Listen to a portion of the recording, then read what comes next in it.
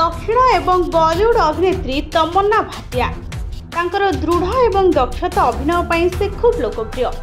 निकट में IPL match रो बेआईन streaming मामला रे महाराष्ट्र साइबर सेल तांकु समन करथिला।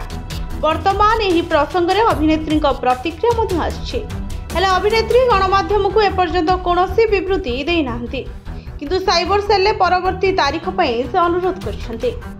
महाराष्ट्र साइबर सेल एप्रिल 29 रे आईपीएल मैच मामलार बेआईन स्ट्रीमिंग रे साक्षी भाव में पचरा उचरा तमन्ना को सम्मन कराइथिला। महाराष्ट्र साइबर सेल पूर्व संजय दत्त को गत सप्ताह रे उपस्थित रहिबा को कहिथिला, किंतु शूट कार्यसूची हेतु से परवर्ती तारीख पर आवेदन करथिले। रिपोर्ट अनुसार तमन्ना भाटिया साइबर टीम सूचना दैछंती जे से मुंबई रे नाहंती एवं परे पुनर्बार हाजर होई पारंती। हेले साइबर सेल ए बाबत नुआ तारीख घोषणा करि नहीं। महाराष्ट्र साइबर सेल अभियोग रे फेयर प्ले आप विरोध रे एक मामला रुजु कराइथिला।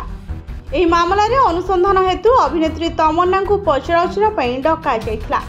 तमन्ना को पचराउचरा करी साइबर पुलिस जानिबा को चाहछि जे तांको सह किए जोगाजोग करिछि एवं फेयर प्ले को किपरि प्रोत्साहित कराजिबो।